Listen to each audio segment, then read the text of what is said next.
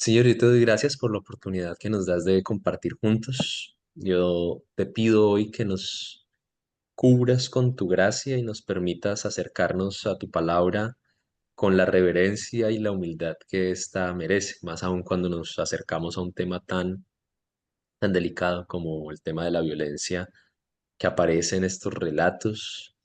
Eh, Ayúdenos, Señor, a tener por un lado, compasión con aquellos que han vivido violencia en niveles que tal vez nosotros no hemos vivido, a, a entender que este tipo de relatos pueden llamar a su mente cosas que han vivido y que les generan cuestionamientos grandes contra la palabra, contra el Dios que se revela en esta palabra. Pero ayúdanos también a tener humildad para reconocer nuestras limitaciones y saber hasta qué punto podemos entender y hasta qué punto podemos reconocer que tal vez no vamos a entender. Que esto guíe nuestra discusión y nuestro diálogo el día de hoy, Señor, te lo suplico. En tu nombre santo oramos. Amén. Ya. Yo voy a empezar leyendo algunos textos bíblicos y quiero que ustedes mismos me respondan unas preguntas, así que por favor préstele mucha atención a estos textos. Segundo de Reyes, capítulo 2 versículos 23 al 25. Eliseo, que acaba de ser ungido y acaba de recibir algo así como una doble porción del espíritu de Elías, acaba de ver partir a su maestro, vive esta experiencia. Eliseo salió de allí para ir a Betel. Mientras subía a la colina para entrar a la ciudad, unos jóvenes que salían de la ciudad comenzaron a burlarse de él, diciendo, sube, calvo, sube. Eliseo se dio vuelta, los miró, los maldijo en el nombre del Señor, y de pronto salieron dos osas del bosque que los atacaron, despedazando a 42 de ellos. Elías, luego de haber tenido este encuentro con los profetas de Baal, después de haberlos vencido en el nombre de Dios, cuando él ora y cae fuego sobre el altar, eh, hace lo siguiente. Dice, todo el pueblo vio esto, versículo 39, se postró y comenzó a decir, el Señor es Dios, el Señor es Dios. Y noten lo que hace el profeta de Dios. Entonces Elías les dijo, atrapen a esos profetas de Baal, que no se escape ninguno. Así que la gente los capturó y los llevó al arroyo de Quizón, y allí Elías los mató a todos. Josué.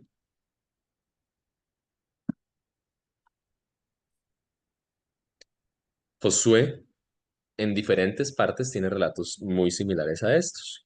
El Señor le dice a Josué, no temas ni desmayes, toma contigo toda la gente de guerra, levántate y sube a Jai.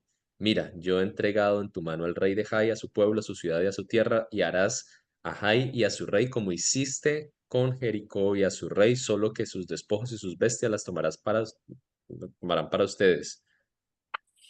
Y a partir de allí viene todo el relato de guerra y varios textos de Josué afirman cosas como estas, que Dios envió a Josué y a su gente no solamente a conquistar la tierra, no solamente a despojar a personas que están viviendo allí, sino a matar a todos los que habitan allí.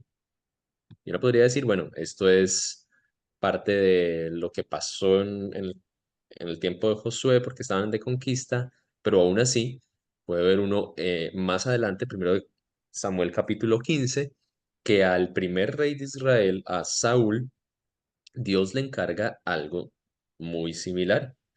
Así que ve y mata a los amalecitas, destruye todo lo que tienen, no le tengas compasión ni a sus hombres, ni a sus mujeres, ni siquiera a sus niños de pecho, ni sus vacas, ovejas, camellos y asnos. ¿Y quién, según lo que dice acá la Biblia, está hablando en este momento?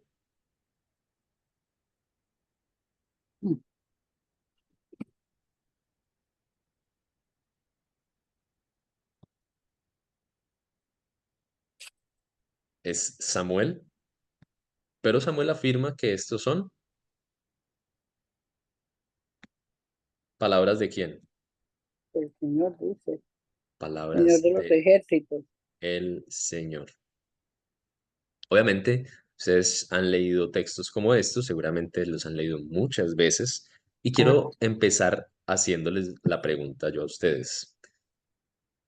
¿Qué respuestas han escuchado o qué respuestas han dado ustedes cuando les han planteado una pregunta como la que sigue? ¿Cómo es que podemos ver en estos textos a, a un Dios que dice ser un Dios de amor?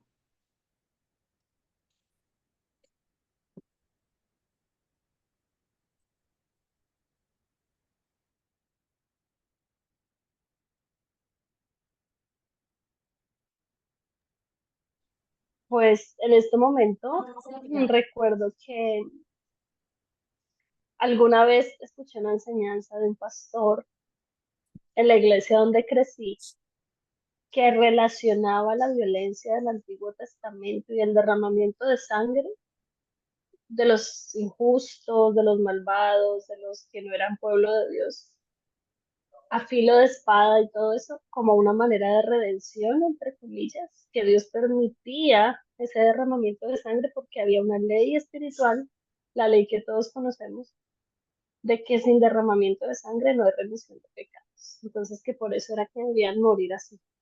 Eso yo lo escuché una vez en un punto. Gracias, Raquel. ¿Alguien más tiene algo que haya escuchado en algún momento que usted mismo haya dicho?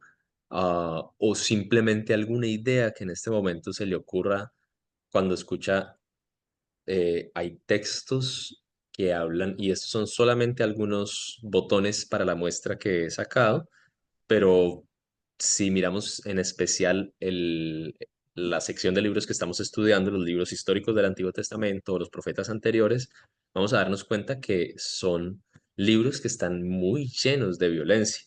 En algunos casos esa violencia no está legitimada, es decir, esa violencia eh, eh, aparece simplemente como una narración, una descripción de algo que sucedió, incluso en algunos casos está juzgada por Dios a través de un profeta, pero en casos como los que les acabo de presentar, son dos profetas diferentes, dos de los más representativos de esta época, que están orando a Dios para que haya violencia a través de una fuente natural, de un oso, unos osos, o tomando justicia ellos mismos y acabando con una serie de profetas, sí, de profetas paganos, o en el caso de los reyes y Josué, es Dios mismo el que los está enviando a conquistar y acabar con una cantidad de gente. Entonces, la gran pregunta que nos estamos haciendo es cómo podemos entender esto. ¿Hay otras respuestas que ustedes hayan escuchado o que ustedes tengan en mente? Pues a mí, digamos que yo que he leído la Biblia desde niña y eso me inquietaba a mí. Digamos que por mucho tiempo evitaba esos relatos porque siempre en mi corazón había mucho dolor. Pero digamos que ya en alguna ocasión, ya estudiando un poquitico más los grupos a los cuales en la conquista, durante la conquista ellos tenían que acabar, trajo como tranquilidad a mi mente este Génesis 15:16 que dice, y en la cual, o sea, más o menos que la idea general es, y en la cuarta generación volverán aquí, porque aún no ha llegado a su colmo la maldad del amorreo hasta aquí. Es cuando él le muestra a Abraham la tierra y le dice, esta es la tierra, pero todavía no es tiempo. Y eso, digamos ese versículo, digamos que me llamó a mí la atención y empecé a mirar cuáles eran los grupos y de qué manera actuaban y por qué tenían que, por decirlo así, desaparecer, ¿no? Eso para mí trajo, digamos que un poquito de tranquilidad a mi corazón, de entender que el Señor es el que conoce el principio y el fin, y el saber que cuando Él le habló a Abraham de estas cosas, algunas, eh, él conocía cuál era hasta dónde iba a llegar la maldad de estos pueblos. Digamos que eso tranquilizó mi conciencia. Gracias, Elizabeth. Y quiero, les estoy compartiendo aquí la pantalla porque quiero que recuerden que a la última paginita de este material que hicimos para este curso tiene un espacio que pues he denominado como asuntos éticos, violencia en el Antiguo Testamento. Es algo que nos lleva a preguntarnos a nosotros, bueno, ¿qué hacemos con esto? Y empecé por el final. Entonces, estoy dejando primero que algunas de estas otras opciones que ustedes han escuchado eh, vayan primero. Entonces, todo eso que están escuchando, si hay algo que les llame la atención, alguna palabrita especial, pónganlas, yo los motivo a que lo pongan acá entre otras opciones o que tomen nota porque eso que ustedes están escuchando es el reflejo de lo que en diferentes contextos, en diferentes partes en donde ustedes han estado, es la forma en la que han intentado responder a esta pregunta, que es una inquietante que desde que empezó la iglesia ha estado. No es algo que es fácil de resolver, ni es algo que eh, se resuelve con una respuesta fácil. Entonces, todas estas opciones son riqueza adquirida a través de el intento de diferentes pastores, diferentes personas de responder a esta pregunta. Entonces, vale la pena que las escriban. Muy bien, ¿alguien más quiere mencionar algo? Algo que haya escuchado, alguna idea que se le venga a la mente del cómo responder a esta difícil pregunta. Pues yo en algún momento escuché y no Yo no sé la si, escucho mucho, no sé si es ¿no me escuchan? muy pasito. No sé cómo aumentarle. ¿Qué Ya pasó? se oye mejor. ¿Ya se oye mejor? Sí, yo creo que si habla fuertecito lo pega un poquito más. En algún Como, momento vi que era necesario, ¿sí me oyen? Era No, necesario como cortar con esos pueblos paganos para que ellos pudieran ingresar a las tierras que correspondían, o que el pecado pues se castigaba de una manera radical. No sé, yo lo mismo siempre sentí ese dolor. Por ejemplo, ¿cómo es posible que un bebé necesite ser asesinado, una vaca, un ganado necesite ser asesinado para quitar el pecado de ese pueblo? Eh, Esa fue una de las respuestas que escuché Dios y es parecida, creo, a la respuesta que le dieron a Raquel. Dios está haciendo su obra y necesita quitar, castigar con sangre o quitar de raíz a esos pueblos que van a hacer daño en un futuro.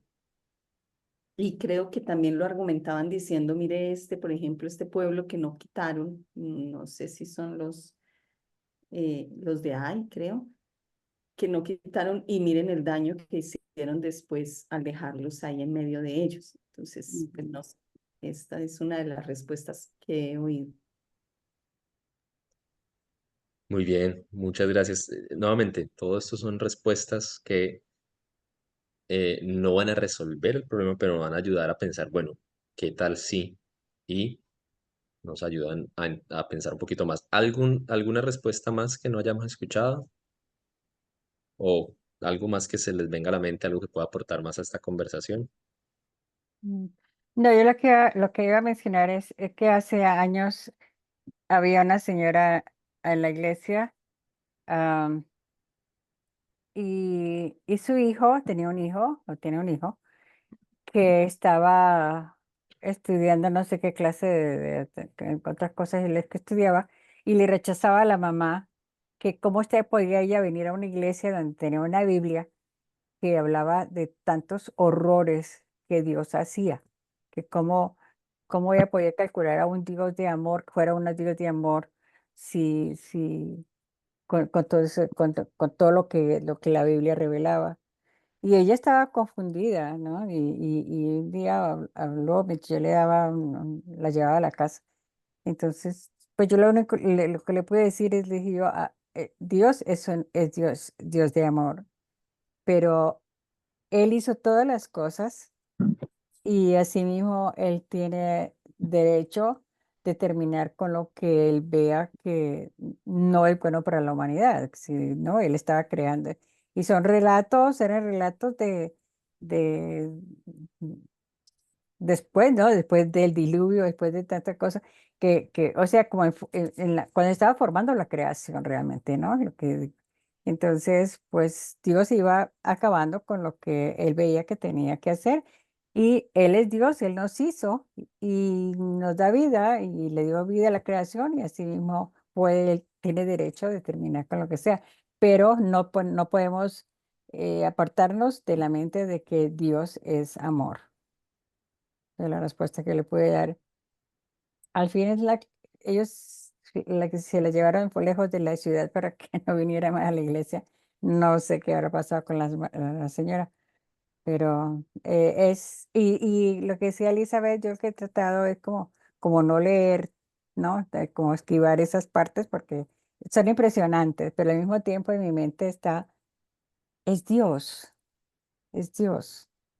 Y lo que Él haga está bien. Él sabe por qué lo hace. Gracias, doña Esther. Eh, Hermana Claudia, bienvenida. Estamos haciéndonos, estoy lanzando la pregunta a quienes, no sé si la hermana Claudia puede entender, puede escuchar bien. Sí, ya. Ok.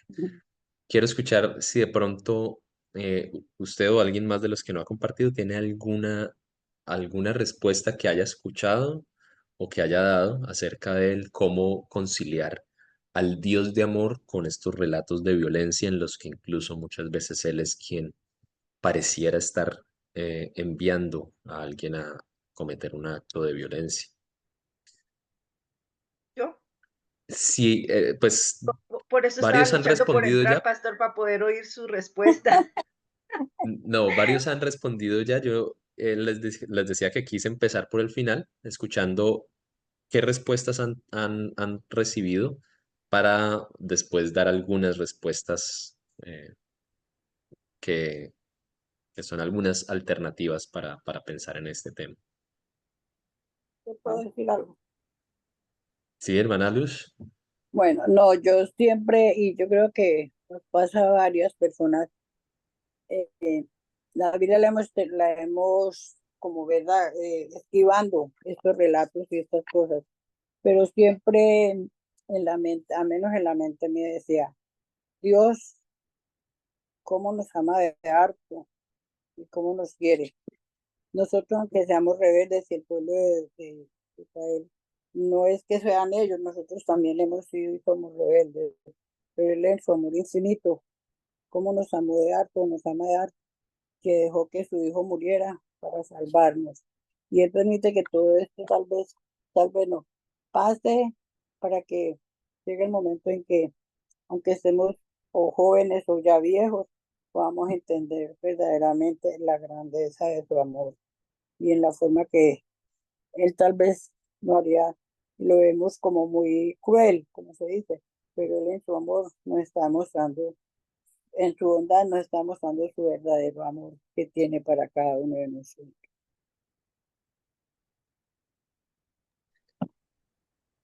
Gracias, doña Luz. Muy bien, hemos escuchado varias alternativas. Si la hermana Claudia, que yo sé que ha estado enseñando por muchos años la Biblia y también estudiándola, tiene alguna idea, algo que quiera compartir, este es el momento.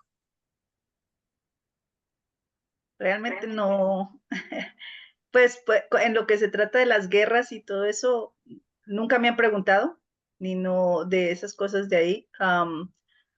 Ni yo sí pues he cuestionado, pero pues siempre lo atribuyo a las cosas de los tiempos, ¿no? De las, como eran, sí, de los tiempos. La única, pero no creo que venga el tema, la única vez que sí me han preguntado es el por qué Dios permite que cosas malas pasen. No sé si eso viene al tema o no, porque eso sí he tenido respuesta, ¿no? Pues como cuando el 9/11 ocurrió, tengo una amiga que tenía amigos en el Pentágono y entonces ella estaba muy herida de cómo Dios permitía esas cosas, pero pero no sé si viene al tema por lo que estamos hablando desde de lo sangriento de la historia en la Biblia y la verdad es, no me han preguntado, pero yo sí me he preguntado. Por eso quería escuchar esta noche um, para ver si reconcilio algunas de las cosas, porque no entiendo cómo Dios, aunque yo sé que Él es poderoso, Él puede hacer lo que quiere y Él decide todas las cosas, pero porque manda exterminar pueblos enteros, incluyendo bebés, incluyendo, o sea, como que no quiere nada que ver ni siquiera con los bebés, y así. Y eso siempre ha sido algo que ha estado en mi mente y, y pues eso también quería preguntar. Am, que gente que como que no, aunque sí, por lo corrompidos que son, por eso es que siempre he dicho, por la maldad de ellos, pero siempre pensamos, los bebés no han tenido tiempo de pecar, ¿no? Entonces, ¿por qué aún los bebés eran condenados a esta? Pero sí, eso es lo único que tengo para decir. Gracias. Gracias. Una cosa es que el tema del porqué del sufrimiento, que es otro de los grandes temas, lo vamos a tratar de tocar más cuando lleguemos a los libros poéticos, que eso, si el Señor lo permite, será en el primer semestre del próximo año. Y vamos a estar tratando un poco del libro de Job, Lamentaciones y algunos salmos que tratan muy de lleno ese tema. Y junto con ese tema, el tema de los salmos imprecatorios o estas ideas de salmos en donde hay maldiciones para otros. Ojalá que les pasara esto, ojalá que les pasara esto. Dios, mira su maldad. Eso lo vamos a tocar en ese momento. Entonces, aquí vamos a concentrar un poquito más en esa parte de los relatos violentos y esos relatos en los que Dios mismo pareciera estar enviando a alguien a cometer un acto bastante violento. Quiero mencionar algunas cosas, don René, bien pueda. Sí, quiero reiterar algo. Todo lo que ustedes están diciendo es en algún sentido lo que han escuchado que ha sido esfuerzo de otros por tratar de conciliar ambas cosas. Dios es un Dios de amor y aquí hay relatos de violencia. ¿Cómo entiendo esto? Entonces, no desperdicien lo que sus compañeros están diciendo porque eh, esto nos enriquece como cuerpo de Cristo. Don René. Sí, teniendo en cuenta lo que estamos viendo hasta ahora, analizando una compra de un hermano de la iglesia, de una finca que estaba comprando, y me fui con él a mirarla, una finca bastante hermosa, muy hermosa, y la solución que él buscó y que de acuerdo a la ingeniería le dijeron, tienes que tumbar toda esa belleza que ves ahí para que la finca sea productiva. Lo que hay ahí es maleza, pero esa maleza era muy dañina. Y entonces, analizando cómo el Señor hace las cosas, hay que tener en cuenta de que muchas veces muchas cosas lindas se acaban o cosas que no son convenientes para la tierra hay que quitarlas para poder recibir cosas buenas del Señor. Muchas gracias, don René. Ok. Es una buena ilustración para algo de lo que algunos han mencionado que es uno de los acercamientos. Yo quiero mencionar algunas cosas antes de presentarles lo que sigue. Por un lado, cuando nos acercamos a algo como este, necesitamos un alto grado de humildad para reconocer que posiblemente no vamos a resolver, que seguramente no vamos a resolver un dilema que ha estado en el centro de las preguntas teológicas que ha acompañado a la iglesia por muchos años. Humildad para reconocer eh, que va a ser difícil entender o tal vez imposible entender en su totalidad qué está sucediendo acá. Y humildad también para acercarnos a un contexto donde hay violencia con un libro como la Biblia, en donde creemos Dios nos habla, pero que también tiene una serie de relatos que son violentos. Necesitamos humildad para acercarnos a personas que han vivido cosas muy similares a las que el texto bíblico narra, e incluso a pueblos que son mencionados allí, como Egipto, algunos pueblos mediterráneos, y que hoy viven cosas muy similares a las que el texto bíblico narra. Necesitamos pedirle al Señor un alto grado de humildad para ambas cosas, para reconocer la necesidad de seguir estudiando seriamente el texto sin creer que algún día vamos a tener totalmente agarrado al Dios del texto bíblico, y seguir estudiando nuestro contexto y acercándonos a nuestro contexto con la humildad y la compasión con la que Jesús lo hizo. Dicho esto, les anticipo que lo que yo voy a decirles posiblemente no va a resolver mucho. Yo no les voy a decir esta es la respuesta. Lo que les voy a presentar son más bien algunos acercamientos con los que ustedes pueden decir, bueno, estas son algunas ideas que personas han tratado de desarrollar para resolver este problema, este tema.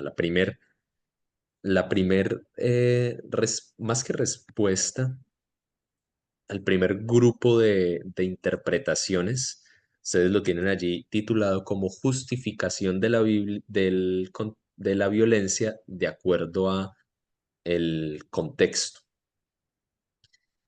Muchas de las interpretaciones que diferentes estudiosos del Antiguo Testamento hacen acerca del por qué hay un Dios violento en el Antiguo Testamento están muy enfocadas en hacer lo que la mayoría de nosotros, o la mayoría de las respuestas que ustedes dieron, hacen, que es justificar la violencia o justificar a Dios a partir de un estudio del contexto, que no es del todo, o sea, no está mal. Cuando uno estudia el contexto, muchas veces uno puede dar respuestas como lo que ustedes estaban mencionando. Una de las respuestas más comunes es una respuesta que estaba detrás de las respuestas de la mayoría de lo que ustedes dijeron. Es la respuesta de la soberanía de Dios. Tenemos un Dios que es soberano para dar, pero también para quitar. Un Dios que es el dueño de la vida y Él decide hasta cuándo esa vida debe existir. Y esa respuesta es una de las más comunes. La respuesta que apela a la soberanía de Dios. Es una respuesta que es muy válida a la luz de lo que tenemos en la Biblia, porque el texto bíblico por todas partes apela a esto, nos dice una y otra vez, Dios es soberano, Dios es el dueño, Dios es el que mueve reyes, Dios es el que quita a pueblos, el que hace salir el sol, el que hace bajar el sol. Y obviamente, en el contexto antiguo, esto mm, suena natural, suena lo que espera una persona del mundo antiguo que pase. En el contexto moderno, esto confronta nuestras susceptibilidades y es algo que, como decía, no son susceptibilidades que haya que minimizar. O sea, yo no le puedo llegar a decir a alguien que ha perdido su hogar, que ha sido desplazado violentamente, no es que eso son susceptibilidades del mundo moderno. Es una realidad que ha vivido alguien y una realidad que ahora está viendo reflejada en el texto bíblico. Es- Esa primer postura tiene su valor porque hay sustento bíblico en muchos casos para decir si es justificable. Un texto clásico, sobre todo en el tema de la conquista de Canaán, un texto clásico al que se alude mucho es el texto de Génesis 15, que leí ahorita Elizabeth, que es el texto en donde Dios le dice a Abraham que él va a tener a su descendencia por un tiempo fuera, pero después de 400 y pico de años va a hacerlo regresar otra vez a la tierra de Canaán, que es la tierra que ellos van a poseer, y la razón que él le da es porque hasta ese momento no va a haber colmado no va a haber llegado al colmo el pecado de esta nación. Entonces, Ya dijimos que parte de estas, dentro de este primer grupo de respuestas que yo he titulado como justificación de la violencia, dependiendo su contexto, en este primer grupo de respuestas se apela mucho a la soberanía de Dios. O sea, Dios es soberano y Dios puede hacer sin tener que darnos respuesta a nosotros del por qué, pero también se apela mucho a la justicia de Dios. Y este texto de Génesis 15 es uno de los que más se utiliza para afirmar Dios es justo, tiene un nivel de justicia superior al que nosotros tenemos y en su justicia, en estos actos de violencia que son enviados por Él, hay, ah, hay un castigo para los pecadores, lo que obviamente levanta la pregunta que ustedes ya han levantado, que es, ¿qué hacemos con bebés que son inocentes? ¿Qué hacemos con animales que seguramente no han tomado la decisión de pecar? Y eso lleva a a un tercer elemento que también es muy fuerte dentro de este primer grupo de respuestas. Tercer elemento tiene que ver con la santidad de Dios y lo que está sucediendo en estos relatos de conquista. Parte de lo que algunos dicen es el, el lugar que se está conquistando no es, no es un lugar que se está conquistando desde una perspectiva imperialista de un gran imperio que está llegando a conquistar, como si era el caso de Babilonia, Egipto o Asiria cuando venían a conquistar estos grandes imperios, sino más bien es el proyecto de un Dios que quiere formar un pueblo, darle una tierra donde ese pueblo aprenda a vivir eh, en medio del Dios Santo, y parte de ese proyecto implica santificar la tierra. Eh, esta semana he estado teniendo un curso de hermenéutica bíblica, de estudio de la interpretación de la Biblia, en fin. Después les puedo explicar un poquito más de esto, pero el profesor que lo está dictando es un experto en Antiguo Testamento y es parte de del comité de traducciones bíblicas de una de las versiones en inglés que hay de las más comunes. Y él decía, en estos días mencionando algo, él mencionaba la dificultad que hay para, por ejemplo, traducir un término como Jerem, que es el término que aparece en la historia en muchas de estas historias, pero que aparece en la historia de Acam en Josué capítulo 7 cuando él toma lo que algunas versiones traducen como del anatema o de lo dedicado a destrucción. Esa traducción es difícil porque tiene muchas ideas, o sea, esa sola palabrita desde el hebreo tiene muchas ideas alrededor.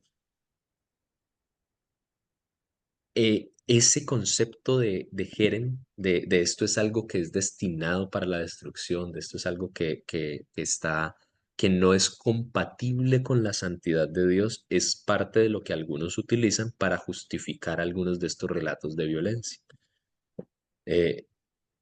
Dios está ubicando un pueblo en una tierra que Él le ha prometido para enseñarle a este pueblo del pacto a vivir en su presencia. Y parte de lo que esto implica es erradicar todo lo que no es compatible con su santidad. Los que toman este camino de apelar a la santidad de Dios y a lo incompatible que es cualquier cosa, lo hacen sobre todo estudiando el contexto de los textos antiguos y mostrando cómo lo que el texto bíblico está diciendo en el contexto en el que se escribe no es tan problemático como lo es hoy. Entonces, bueno, vamos a recapitular un poquito porque yo sé que hemos mencionado muchas cosas dentro de esta sola postura y vamos para una que de pronto es un poquito más eh, compleja, diferente. Entonces, vamos a recapitular. Esta postura inicial o esta serie de posturas yo la he titulado como, Justificación de la violencia en su contexto. muy bien. Eso quiere decir que el autor está tratando de decir esta violencia está justificada, o sea, es válida por esto y esto, por estas razones. Tres de las principales razones que mencionan tienen que ver con Dios. La primera es, Soberanía. muy bien, ¿eso qué quiere decir? En pocas palabras, alguien que me lo explique. Él hace lo Él, que quiere. él hace lo que quiere, Ujú. en términos Muy bien, paisas. muy bien. Dios es rey por sobre todo y no tiene que darnos explicaciones. Segunda eh, razón que es bastante común en este grupo de respuestas, La justicia de Dios. Justicia de Dios. la justicia de Dios. Dios está, alguien que me lo explique mejor. Yo Su lo iba a explicar, pero justicia, prefiero que alguien me lo cuente. su Castigando el justicia es pecado. superior. Muy bien, Dios está castigando el pecado porque su justicia es superior, él conoce mejor que nosotros. Dos razones. Tercer razón que se da La dentro de santa. este grupo, la santidad de Dios y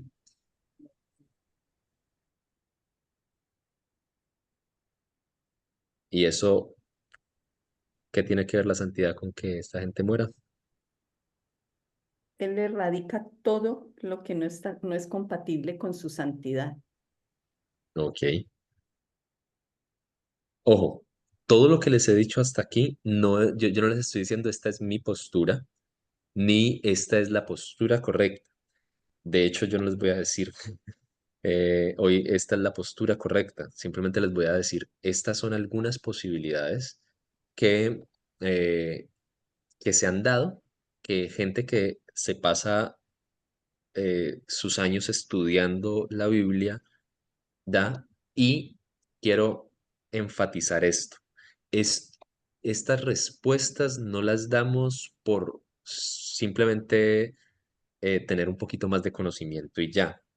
Doña Esther ahorita presentaba un caso real de personas reales que se acercaban a ella a decir, o de una persona real que se acercaba a ella a decirle, mira, mi hijo me dice esto. O sea, esto es una pregunta que aunque implica mucho estudio y lo que trato de hacer acá es de traer el poquito estudio que yo tengo a partir de lo que otros han estudiado muchísimo y tratar de resumirlo de una forma sencilla para que nosotros en nuestro día a día, con personas que nos preguntan, con las preguntas que nosotros mismos nos hacemos, tengamos herramientas para decirle, mira, esto es lo que te puedo decir acerca de esto, más que para simplemente conocer mucho, esto es tratar de hacer teología, tratar de entender la Biblia, tratar de entender a Dios para bendecir al pueblo de Dios y para quitar barreras que seguramente otros han tratado de levantar entre su posibilidad de conocer a Dios y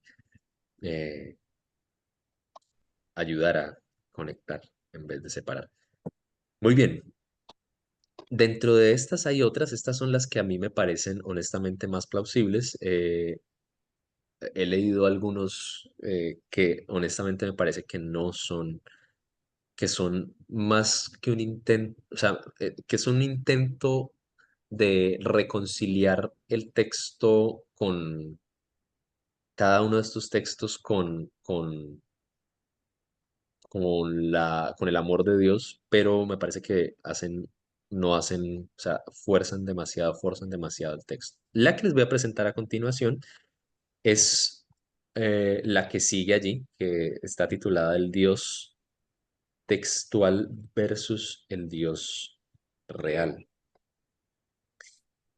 Esta postura es presentada por este señor, se llama Eric Siebert, que es un teólogo menonita, estudioso del Antiguo Testamento, y es tal vez la postura o tal vez la persona que en este momento más está escribiendo del tema y tiene una fuerza muy grande en diferentes círculos.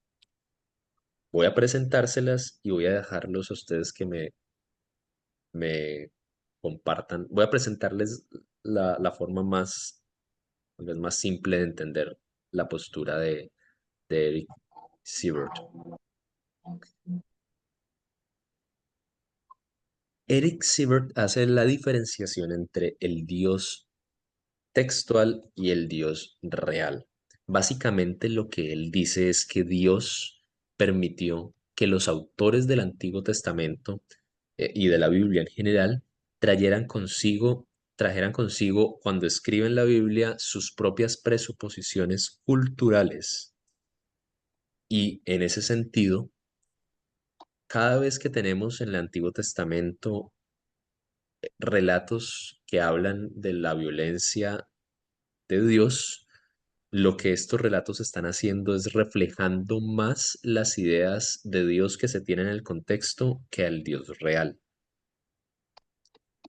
Es decir, cuando leemos cosas como las que leímos al principio de la clase, Dios diciéndole a un líder israelita, ve y acaba con todo el mundo, no es Dios el que está hablando, sino la idea que tiene el autor que escribió esto acerca de quién es Dios. La pregunta natural que uno se haría entonces, ¿cómo hacemos para saber quién es Dios? Y la respuesta que él va a dar es, el Dios real es el Dios que se reveló en Jesús. Es el Dios que Jesús revela, que es un Dios de amor, un Dios de paz, un Dios que no tiene estas expresiones de ira desbordada, de violencia. Esto es un resumen muy breve de algunos, bueno, él ha escrito mucho, yo solamente he leído un par de libros de él, pero es un resumen muy breve, tiene muchas cosas tiene muchas cosas en las que hace bastantes, intenta articular bastante sus ideas, pero este es como el resumen muy, muy, muy corto de lo que él propone. ¿Qué preguntas les levanta lo que Cybert plantea?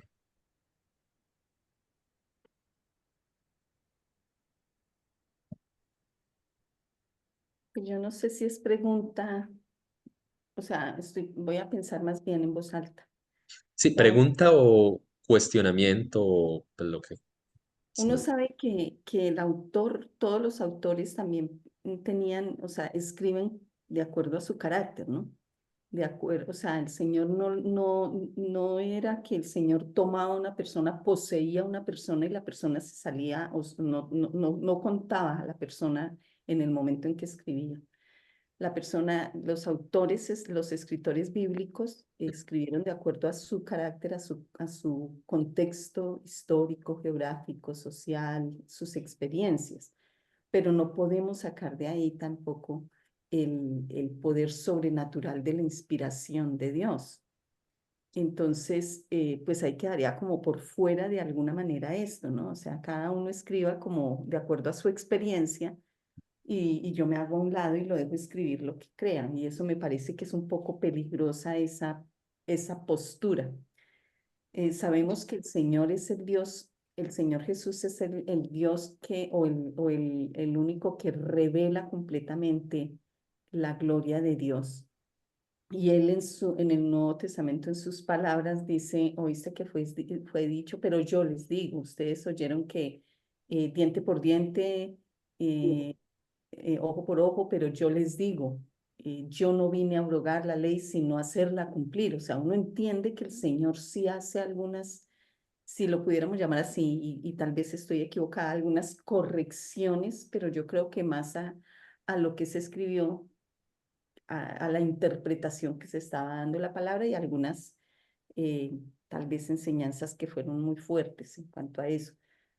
Pero me parece que es un poco delicada esa postura precisamente por eso, porque casi que se saca la soberanía de Dios de esa interpretación. Muchas gracias, Pastor John Jairo. Me identifico con la hermana Claudia cuando decía: yo entro a las clases esperando las respuestas del profesor, no las preguntas del profesor. Los miércoles tenemos culto de estudio bíblico de oración por Zoom y siempre llego tardecito, por eso me abstengo a veces de opinar porque no sé qué han dicho. Creo escuchando lo que el autor dice en relación con su respuesta acerca de todas esas manifestaciones de violencia de Dios en el Antiguo, que la respuesta del autor es que Dios es real, el Dios real es el que se reveló en Jesús. Creo que presenta ¿cómo decirlo? Como un ataque hacia al concepto que tenemos de Trinidad. Si comenzamos a hablar de que el verdadero Dios es el que se reveló en Jesús, y casi que la gente lo atribuye directamente a Jesús, el príncipe de paz, la gracia. Hoy en día hay un desbalance muy fuerte, uno lo nota en las iglesias, el desbalance en el énfasis de la gracia que permite a la gente hacer lo que sea sin ningún tipo de temor. Puedo vivir como sea, porque el Dios de gracia, el Jesús que vino a cubrir todos nuestros pecados, sencillamente cubre, perdona, tolera, etc. Entonces creo que la Trinidad tiene un perfecto balance para mostrar al Padre, para mostrar al Hijo y para mostrar al Espíritu Santo. Y creo que una teoría así, de presentar al verdadero Dios manifestado en Jesús, deja como allí en tela de juicio el verdadero Dios manifestado en el Padre, que en el Antiguo Testamento presenta toda esa realidad en lo que se explicó anteriormente de su justicia, su soberanía, su santidad, que es muy fuerte, muy fuerte. Y bueno, creo que para mí sería como esa observación al respecto de la postura de este autor. Sé que los menonitas son de los grupos que han trabajado fuertemente para que no haya de pronto ese abuso que se presenta como en la deidad de mostrar a un Dios que obra de esa manera como barbárica, pero, pero definitivamente eso es parte de lo que humildemente tenemos que aceptar. Dios no tiene por qué darnos explicaciones, como dice Jeremías, la vasija no puede decirle al alfarero: hey, ¿por qué haces eso? Ujú. ¿Por qué me amasas, me metes al horno, me desechas? Muy bien. Muy bien, yo creo que aunque podemos abrir espacio para más, no quiero tampoco tomarme muchísimo más tiempo y quiero, eh, quería presentarles esta postura porque es una de las que, o sea, si ustedes se meten, sobre todo en inglés, pero sé que aquí hay mucha gente que es curiosa, se meten a buscar en YouTube violencia en el Antiguo Testamento, es muy posible o en Internet es muy posible que vayan a aparecer posturas como estas y creo que eh, aunque posiblemente no, o sea, posiblemente ustedes no vayan a encontrar toda la postura así, van a escuchar propuestas que tienden a estar muy basadas en el tipo de ideas de personas como Eric Seibert, que en mi opinión hacen un esfuerzo grande por intentar resolver este problema, pero la hacen parado desde el punto de vista de alguien que tiene una teología un poco más posmoderna y que en resumidas cuentas tiene planteamientos que son delicados. Son delicados. eh, Parte de lo que él va a decir es que una de las tareas nuestras como lectores de la Biblia es hacer una deconstrucción de Dios y esto obviamente suena, es, o sea, esto nos debe cuestionar mucho, o sea, nosotros, o sea, si nosotros tenemos el derecho de construir partes del Antiguo Testamento o a Dios mismo, al Dios del Antiguo Testamento, ¿con qué parámetro lo vamos a hacer? Él va a decir que con el parámetro de Jesús. aunque en algunos de sus libros él resuelve esto que voy a decir a continuación, no es totalmente claro esto, que el mismo Jesús, aunque es un ser de gracia, amor, de paz, también es presentado en Apocalipsis como alguien que va a venir a juzgar al mundo. En el mismo relato de los evangelios tiene momentos en los que se muestra airado. Eh, entonces, la pregunta iría más allá. También tenemos que deconstruir a Jesús y con base en qué. Finalmente, el gran problema de acercamientos como el de un teólogo como Eric Seiber es que la autoridad final no recae sobre el texto, sino sobre el lector. O sea, el lector es el que toma las decisiones de qué sí está y qué no está, y obviamente él tiene algunos parámetros y va a decir, no, estos son los límites, pero, eh, pero siempre va a ser peligroso cuando el lector tiene más autoridad que el texto bíblico, cuando el lector tiene más autoridad que incluso el mismo Dios para decir, hagamos un Dios a nuestra imagen, un Dios que se ajuste más a a lo que nosotros estamos dispuestos a aceptar. ¿Estamos claros hasta ahí? Pues creo que esta postura, aunque tiene su valor por el esfuerzo y por todo lo que está haciendo, nos lleva más a abrir los ojos a la realidad de lo que vamos a estar viendo cada vez con más frecuencia. Ojo, ustedes tal vez no van a leer grandes teorías de esto, pero van a escuchar todo el tiempo, no solamente de personas externas, de sus propios hijos, cosas como, no, esa parte de Dios no me gusta o ese no es el Dios en el que yo creo. Yo prefiero creer en un Dios de esta manera. Y la gran pregunta que tenemos que hacernos es, ¿cómo vamos a hacer para edificar, para nutrir a, a una generación, a un grupo de personas que están envueltos en un mundo en donde todo es relativo, para creer en un Dios que tiene cosas que simplemente se salen de nuestra comprensión sin tratar de hacer a ese Dios un pequeño ídolo que nosotros podemos manejar? ¿Cómo hacemos para eh, aprender a descubrir al Dios de la Biblia sin tratar de domesticar al Dios de la Biblia a nuestra imagen, Editar, editar. sin tratar de editar al Dios de la Biblia a lo que más aceptable nos parece? Finalmente, el tercer grupo de opciones que yo les traigo para tratar de resolver o de pensar en este tema eh, de la violencia en el Antiguo Testamento es, está resumido en una sola palabrita: reconocer.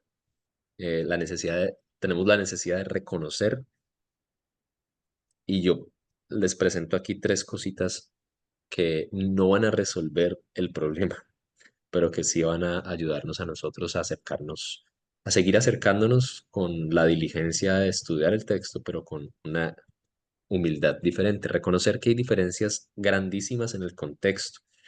Cuando leemos este tipo de textos tenemos que tener en mente que son textos muy comunes en el antiguo Medio Oriente. Yo no soy un experto en este tema, tengo la bendición de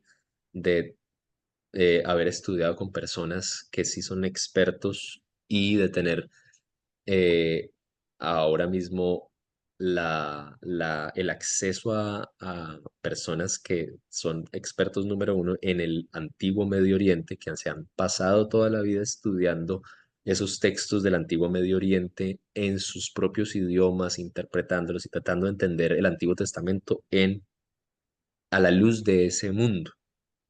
Eso es algo que o sea, que requiere toda una vida de estudios. Y parte de lo que tenemos que reconocer es que hay un contexto diferente. Estos son textos de guerra, son textos antiguos de guerra. Todos los detalles sangrientos, bélicos y atroces que encontramos en los textos bíblicos no son ajenos al mundo antiguo. no son algo que digamos, uy, es que la Biblia es hiperviolenta. No, es parte natural del mundo antiguo.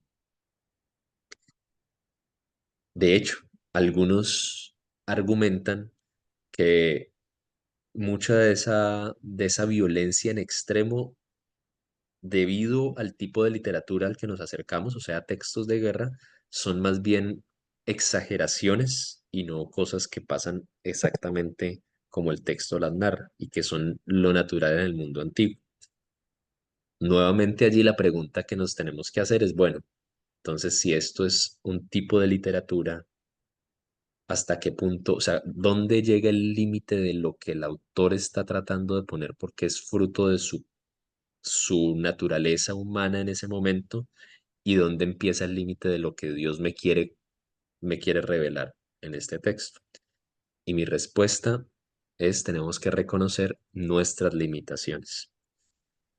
Eh, Empezar por reconocer que hay un contexto que es muy distinto al mío me lleva a estudiar mucho, pero vamos a estarnos siempre haciendo la pregunta de dónde termina la parte humana del autor que está allí, que tiene sus preconcepciones, sus ideas, y dónde empieza lo que Dios me está revelando. Y tenemos que a veces reconocer nuestras limitaciones para decir,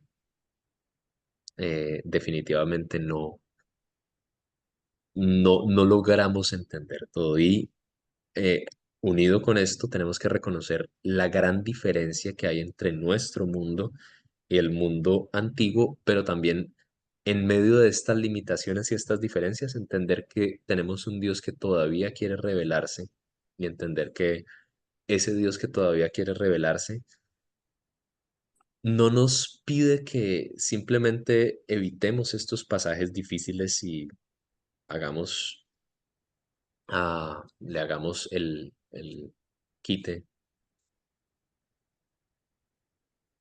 De alguna u otra manera, este Dios nos invita a acercarnos a estos textos con la humildad que requiere, no solamente para reconocer que en estos textos hay posiblemente la revelación de un Dios poderoso, sino que estos textos también nos revelan un mundo caído.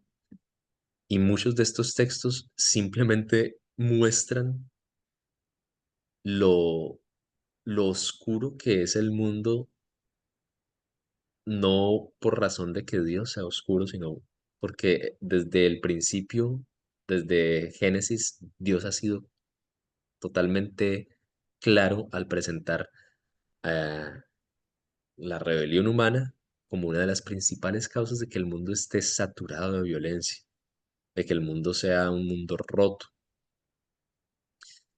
Entonces, esta tercera opción no es precisamente una opción que nos lleve a decir, wow, ¿cómo estamos interpretando? Pero sí es una opción que nos lleva a, a pensar en nuestras limitaciones y a volver a pensar en todas las diferencias que hay, todo el gran abismo cultural, histórico, que hay entre nosotros y los relatos y los textos bíblicos. Elizabeth. No, estaba pensando en que todos estos relatos también muestran, porque muchos de ellos muestran, dice, y el Espíritu Santo lo tomó e hizo, digamos que con algunos profetas, con algunos jueces. O sea, siempre se ve la diferencia entre lo que significaba cuando tenían al Espíritu Santo a cuando no. Y todos los textos nos llevan a la necesidad de Jesús, de Cristo.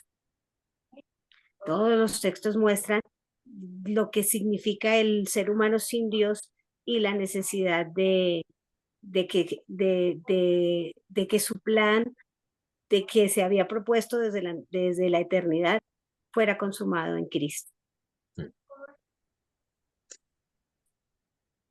Sí, creo que hay una condición caída, rota del ser humano que se revela en estos textos. No solamente nos revela quién es Dios, sino que también nos revela lo, lo cruda que es la realidad humana apartada de Dios y la necesidad de ese ser humano que revierte todo este efecto. Y,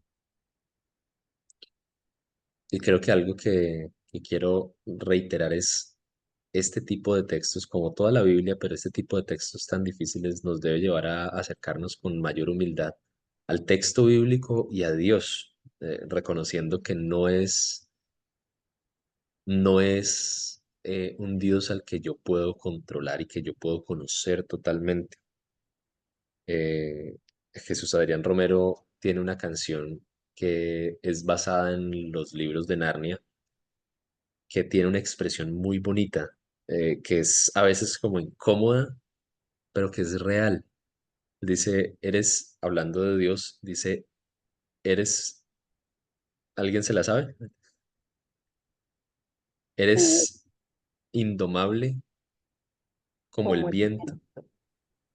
tan profundos son tus pensamientos que tomará una eternidad para entender tu majestad. Eres, y hay una sección de uno de estos libros de Narnia de C.S. Lewis en los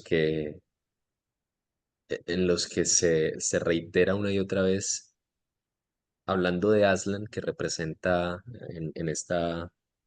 pues en esta ficción creada por Lewis para hablar de cosas del Evangelio,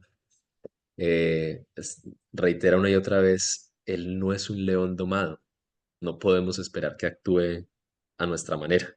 Él no es un león domado, una y otra vez se menciona esto.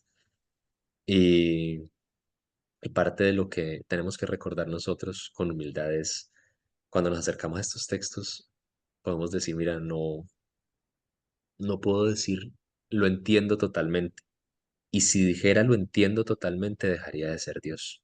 O por lo menos dejaría de ser ese Dios indomable como el viento, que tiene unos pensamientos mucho más profundos que los míos. Tomará una eternidad tratar de entender su majestad. ¿Qué tal si terminamos orando y si hay más comentarios o más preguntas, podemos dejarlos para dentro de 8 días? Hágalos y escríbanlos para que no se les olvide. O si usted dice, no me aguanto, tengo que preguntarlo ya, doña Esther, hágale.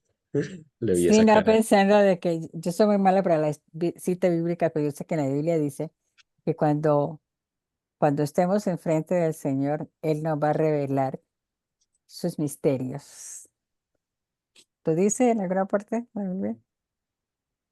Que después que de la muerte, Él nos revelará en sus misterios. Todo aquello que no entendíamos, Él nos lo hará saber. Pues Más allá.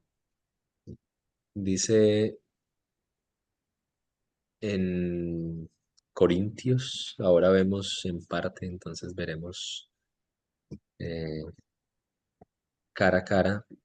Y creo que se refiere específicamente a Cristo y a la revelación de Dios, pero el punto es, de alguna otra forma, Dios nos ha dejado en su palabra lo que es necesario para que nosotros nos acerquemos a Él con humildad. Y parte de lo que creo que nos debe enamorar aún más del Señor es la imposibilidad que nosotros tenemos de conocerlo totalmente. Es un Dios que es conocible, pero que no es controlable. Hermana Claudia. Y- Primero de Corintios, perdón, 13:12 dice, ahora vemos por espejo oscuramente, mas entonces veremos cara a cara. Ahora conozco en parte, pero entonces conoceré como fui conocido. Bien, hermana Claudia, y después Raquel, ¿listo? Gracias. Pensando que el mayor problema es nuestro vicio de querer saberlo todo y entenderlo todo, aún las cosas que no podemos, pero nosotros como que o no sé si es curiosidad o nada más nuestro deseo de querer controlar todo lo que nos rodea. Yo creo que tiene que ver mucho con eso. Y Satanás aprovecha eso para meternos dudas, porque llega una persona diciendo algo así, ahí mismo nos pone a pensar y nos pone tiene razón, ¿no? Yo no lo había pensado y entonces ya como que pica ahí y nos molesta más. Yo lo tomo así porque sí, se ven comentarios en Facebook, ahora que recuerdo, en estos días vi algo así, que el Dios sangriento que es, y ustedes que dicen que Él es un Dios de amor lo vi así de pasada y digo yo, pero, y sí, pero veo ese deseo en nosotros, de la gente en general, es el querer saber. Y yo creo que ese fue el problema desde el principio. La serpiente le dijo a Eva, si usted come esto, va a saber. Y ella quiso saber. El resultado del pecado. Ujú. Exactamente eso iba a decir, el vicio que nos acompaña desde Adán y Eva. Mm, La sí. curiosidad de las mujeres. Ah, de las mujeres nomás. Ah, pero yo la manzana. Raquel, ¿tú ibas a mencionar algo? Sí, quisiera dejar sobre la mesa las palabras de nuestro Señor Jesucristo la noche de Getsemaní, no, la noche antes de Getsemaní, o en el huerto de los olivos, cuando sudó sangre. Padre, no se haga mi voluntad, sino la tuya. Si no hay otra manera, no se haga mi voluntad, sino la tuya. Y yo creo que el verso que menciona la hermana eh, es uno que dice, los misterios o los secretos pertenecen a nuestro Dios, pero las cosas reveladas son para nosotros y para nuestros hijos. Eso es algo del Antiguo Testamento, es un pasaje que dice que las cosas secretas, las cosas ocultas pertenecen a Él, pero las reveladas son para nosotros. Y otro pasaje en Jeremías, capítulo 9, que siempre me ha llamado la atención, y el versículo 23, Jeremías 9:23, dice que no se alabe el sabio en su sabiduría, ni